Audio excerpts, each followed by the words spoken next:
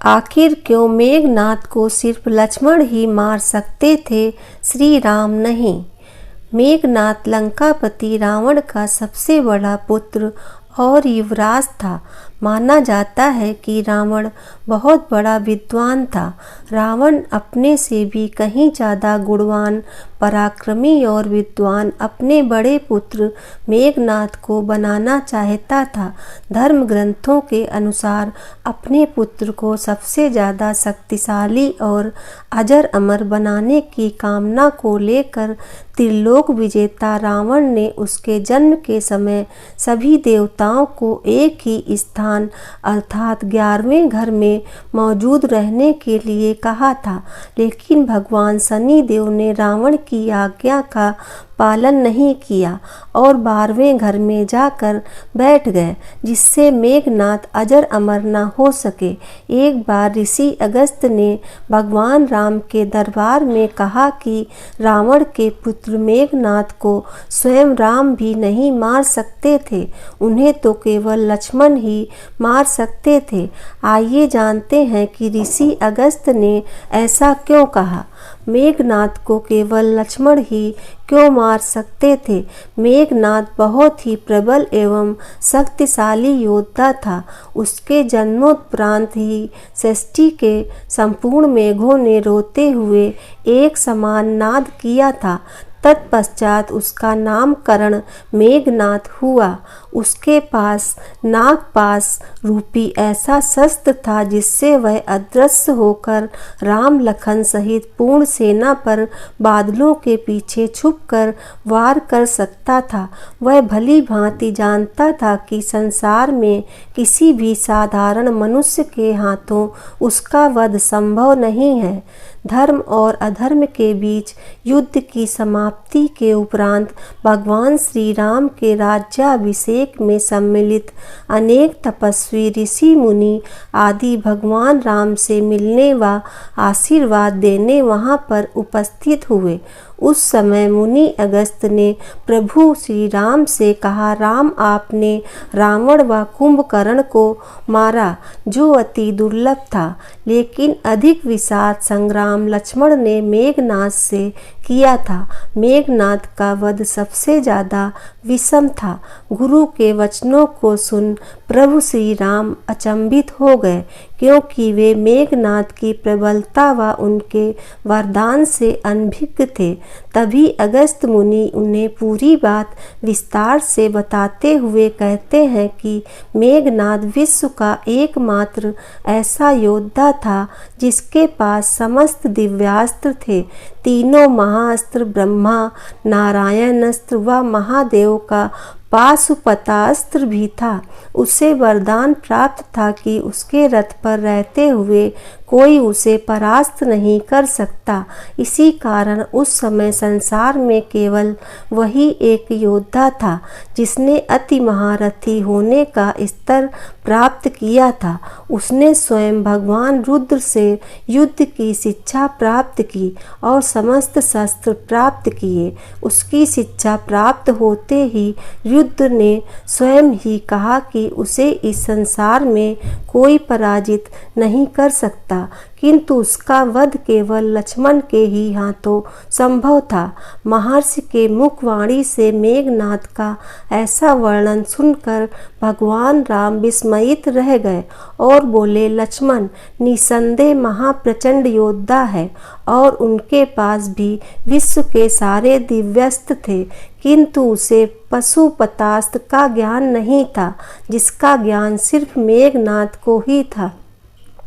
फिर भी लक्ष्मण किस प्रकार मेघनाद का वध करने में सफल रहे?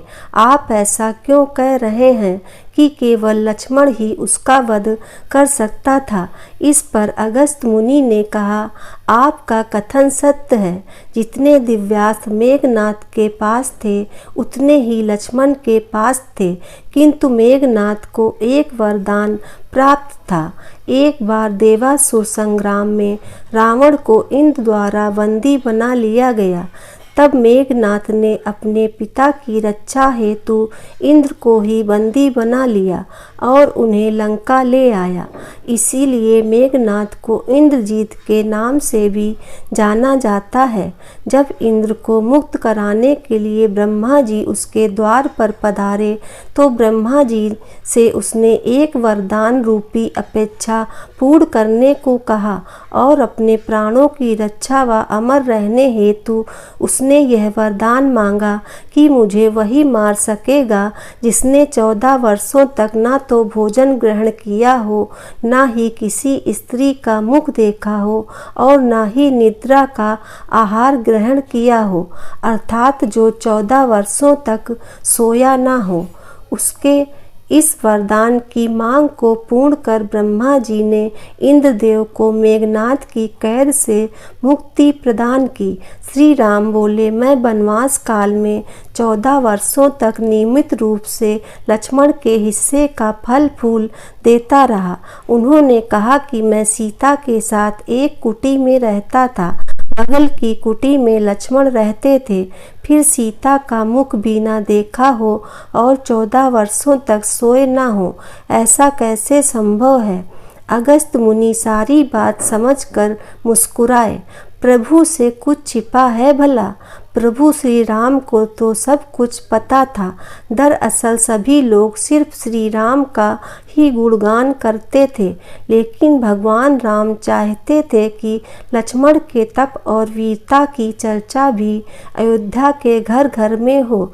अगस्त्य मुनि ने श्री राम से कहा कि क्यों न लक्ष्मण जी से यह पूछ लिया जाए। लक्ष्मण जी आए तो राम जी ने कहा कि आपसे जो पूछा जाए उसे सच सच कहिएगा।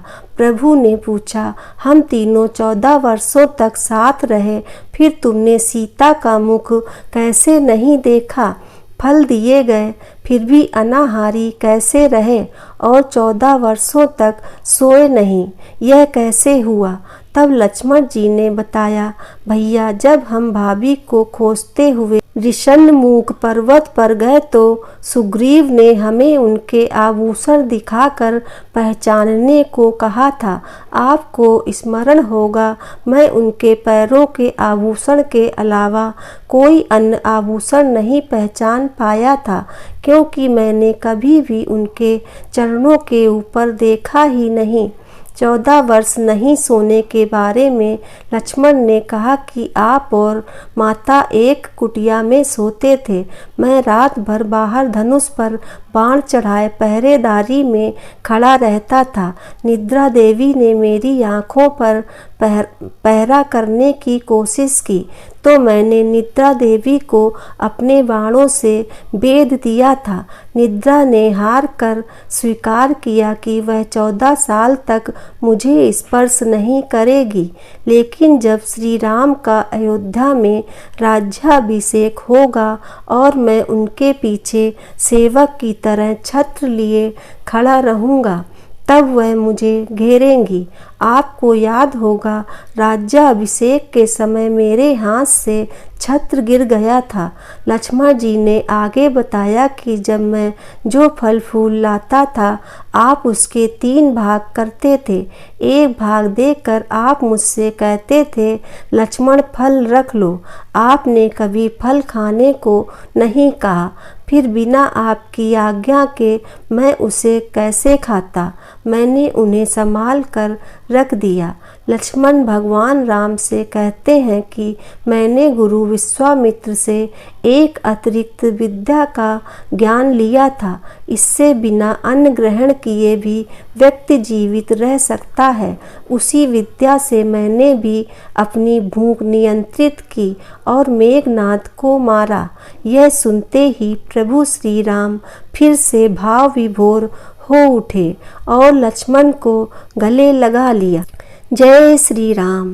दोस्तों, आपको ये कथा कैसी लगी कृपया कमेंट करके ज़रूर बताएं और वीडियो पसंद आया हो तो हमारे चैनल को लाइक व सब्सक्राइब ज़रूर करें। धन्यवाद।